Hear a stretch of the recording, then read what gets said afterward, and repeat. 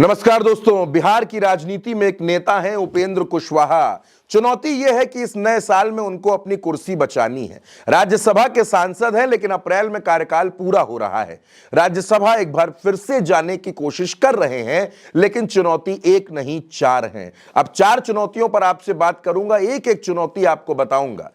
पहली चुनौती, पहला चैलेंज है उनके सामने राज्यसभा में खुद को रिपीट करना। थोड़ा सा पीछे चलिए, 2024 का लोकसभा चुनाव चल रहा था।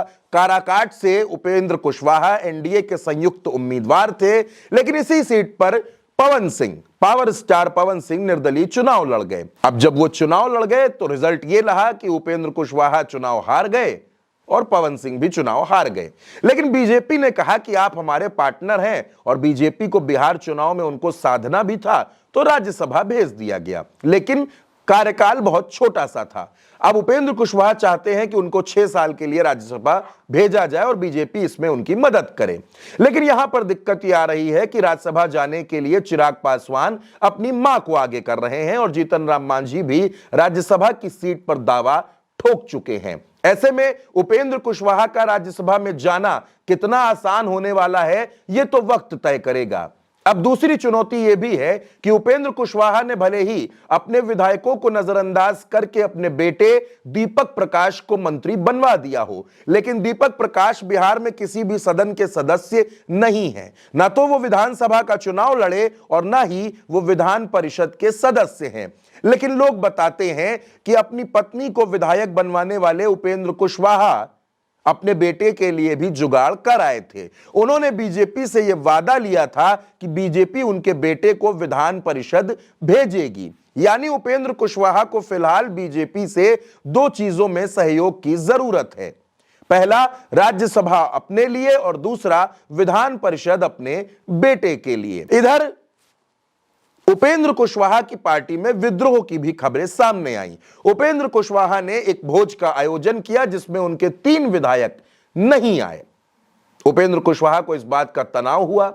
विधायक उनके डिनर में नहीं आए, उनके भोज में नहीं आए, लेकिन बीजेपी के नवनियुक्त कार्यकारी अध्यक्ष नितिन नवीन के लिए बुके लेकर जरूर खड़े नजर आए। उपेंद्र कुशवाहा समझ गए कि कोई ना कोई खेल करने की तैयारी जरूर चल रही है। इधर उपेंद्र कुशवाहा के विधायकों के हालिया बयान भी यही बताते हैं कि पार्टी में सब कुछ ठीक नहीं चल रहा है। बिहार की राजनीति में ऐसा होता रहता है। अब जो सबसे बड़ी चुनौती सामने आई, वो आई घर से ही। पत्नी तो विधायक बन गई, बेटा मंत्री बन गया, लेकिन बहू को क्या मिला?